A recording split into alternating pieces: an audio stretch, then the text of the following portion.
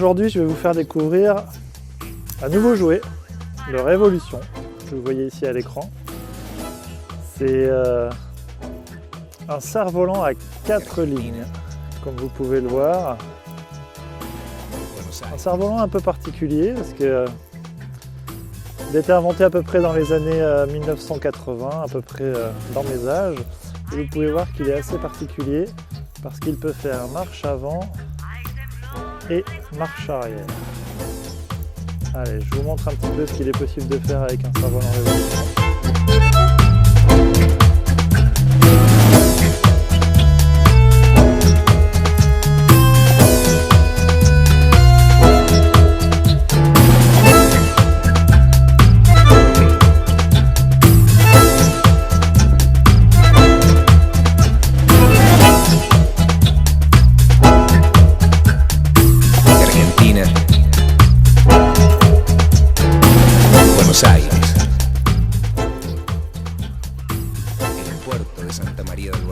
Alors en fait, comment ça fonctionne?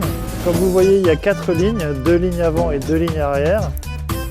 Et en fait, tout simplement, les demi-ailes peuvent fonctionner d'une manière complètement indépendante, ce qui donne au cerf-volant une caractéristique assez folle, un peu comme un hélicoptère, de pouvoir faire du sur place, marche avant, marche arrière, tourner sur place. On peut même voler en marche arrière, on peut même remonter en marche arrière. Regardez.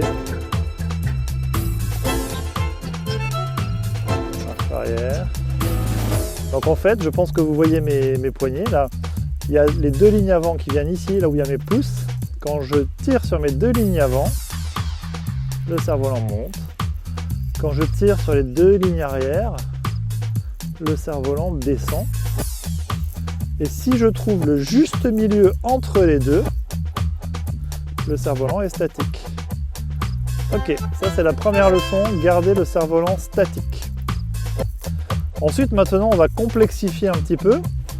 On va mettre le bord d'attaque vers la droite. Et en fait, si je tire sur mes freins, mes lignes arrière, le cerf-volant recule. Si je tire sur mes lignes avant, ou si je détends mes freins, le cerf-volant avance. Je reviens en milieu de fenêtre. Et nouvelle caractéristique, si je tire sur la demi-aile du haut, donc ma main gauche, le cerf-volant monte.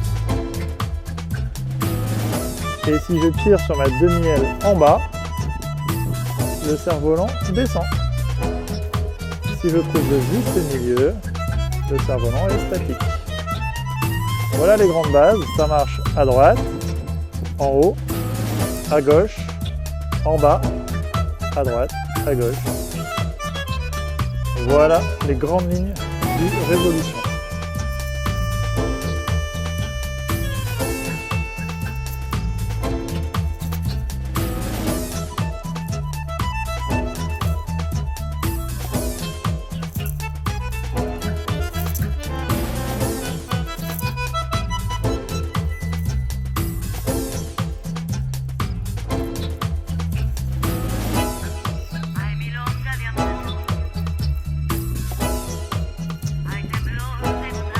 Alors nous sommes ici à la campagne, alors comme dans toutes les campagnes, le vent est plutôt perturbé avec des grosses rafales, donc le cerf-volant n'est pas toujours bien stable, mais justement avec le Révo, ça nous permet de gérer ces rafales.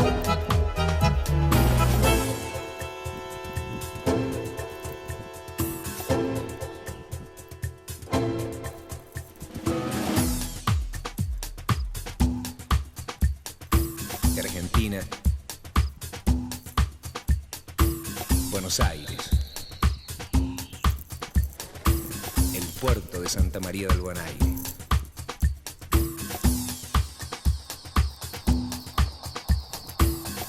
Alors il faut savoir qu'on peut piloter un cerf-volant seul, en individuel, comme je fais ici, tout simplement pour se faire plaisir. Mais on peut aussi voler en équipe.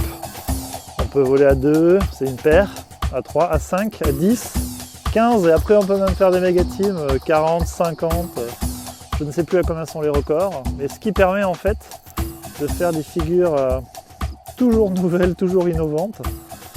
Et ça permet de réunir plusieurs pilotes autour d'une même passion.